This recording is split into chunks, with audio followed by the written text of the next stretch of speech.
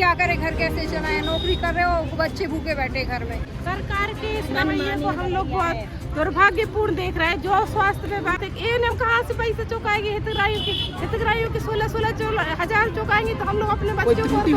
नमस्कार, मैं प्रदीप और आप हैं भारत न्यूज़ एक्सप्रेस के साथ। आज कलेक्ट्रेट ऑफिस के सामने गेट नंबर 2 पर एएनएम की कुछ कार्यकर्ता भी मौजूद हैं, जिनके आरोप है कि 6-6 महीने से सैलरी नहीं मिलती है। आइए उन्हीं से चर्चा करते हैं क्या कुछ मैटर। आज हम लोग सभी एएनएम बहनें इकट्ठे इसलिए हुए हैं क्योंकि हमारा पहली 4 मांगे हैं।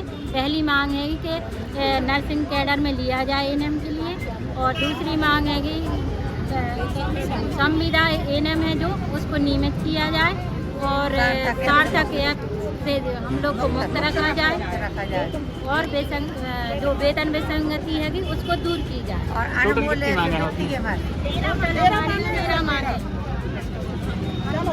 आप लोग के आरोप है कि 6-6 महीने से पेमेंट वेतन नहीं दिया गया है। काम प्रॉपर करना पड़ता है, पोर्टल अपडेट करना है, अटेंडेंस लगानी है, सर सिम नहीं दी गई है, बैलेंस भी जरूरी होता है। इसलिए हमारी मांग है कि दी जाए, वेतन समय पे मिले। जब वेतन समय पे मिलेगा तो काम समय पे करना है। सैलरी कितनी मिलती है, गुजारा कैसे होता है जब 3 महीने से सैलरी नहीं मिलती? सर नहीं हो पा रहा गुजारा, काम करना है, नहीं करना जवाब देते हुए आजू बाजू वालों से पैसे लेके घर चला रहे हैं, किराया ले रहे हैं कि हम लोगों को कि भैया नौकरी करना है, बच्चे पालना है, तनख्वाह आ नहीं रही। 4 महीने हो गए हैं, यहाँ पे सीएमएच ऑफिस से कोई वो नहीं हो रहा है, और सबसे बोल रहे हैं कि भैया दे दो। कभी कभी तो रोने लगते हैं कि क्या करे, घर कैसे चलाए, नौकरी कर रहे हो, बच्चे भूखे बैठे घर में। कई लोग तो मतलब सिंगल मदर हैं, तो उनकी तो हालत बहुत खस्ती है कि मतलब नौकरी करने के बाद भी घर परिवार नहीं चला पा रहे हैं। 3 महीने हो गए और संविदा में ना कुछ है। मतलब कहा जाए तो हम लोगों को ऑनलाइन का काम भी दिया है, तो उसको भी अपने पैसे से काम करना पड़ रहा है ऑनलाइन पूरा। रात में भी रात के 12 बजे और सुबह 5 बजे उठ के हम लोग ऑनलाइन काम करते हैं। मतलब हम लोगों को कोई काम नहीं है, ना घर का ना बाहर का, सिर्फ ऑनलाइन काम करो और ड्यूटी करो। आप लोग तो पहले भी आए हैं आवेदन लेकर? हाँ, पहले भी आए ये हैं। कौन सा नंबर है आवेदन? ये हमारा एसोसिएशन है, ये हमारा नियमित और संयुक्त एएनएम का एसोसिएशन है। ये हमारा 2000 संघ बना है, 2016 में। आप लोग क्या चाहते हैं? सर मैं ये चाहती हूँ कि ये हमारा एएनएम का कैडर 1950 का है। ये नर्सिंग कैडर, हमारा नर्सिंग कैडर 1950 का है, बहुत पुराना है, हमें रीढ़ की हड्डी कहा जाता है सर। और हम लोग चाहते हैं कि हमें अपना कैडर द्वारा वापस मिले, और ग्रामीण मैदानी पहुंच विभिन्न जनजाति दुर्गम पहाड़ी क्षेत्र में टीकाकरण कार्य किया जाता है। एएनएम संपर्क द्वारा ही आज हमारे देश में पोलियो, टेटनेस। मूल मांगे क्या है? हम लोगों की मूल मांग है वेतन विसंगति है, एचएआर है।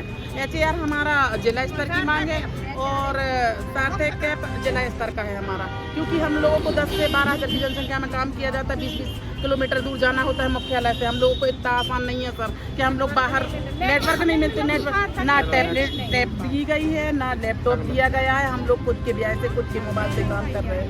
सरकार किस प्रकार के रवैयों को किस प्रकार से देख रहे हैं आप लोग?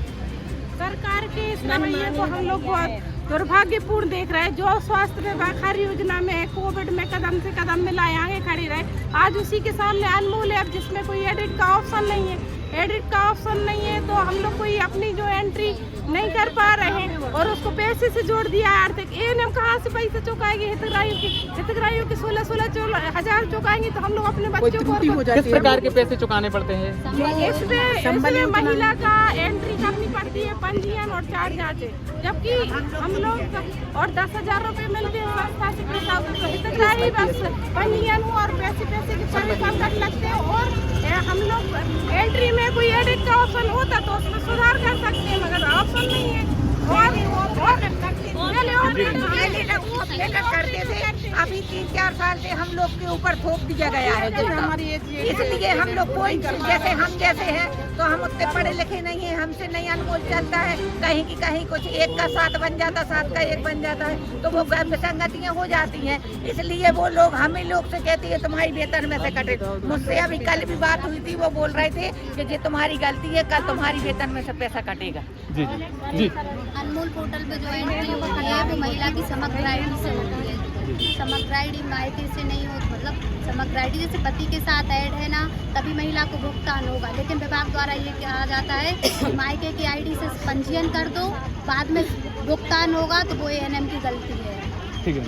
सबसे बड़ी मांग ये है कि हम लोगों को नर्सिंग कैडर में वापस लिया जाए और बेसंगति को दूर किया जाए। CHO हम लोग जैसा ही काम करते हैं पर उनको इंसेंटिव दिया जाता है, हम लोगों को किसी भी प्रकार का कोई इंसेंटिव नहीं दिया जाता, तो हम लोगों को इंसेंटिव दिया जाए और अन्य पदों पर पदोन्नति दी जाए, क्योंकि सिर्फ इसमें ही हम लोगों को कर दिया, पदोन्नति नहीं दी जाती हम लोगों के लिए।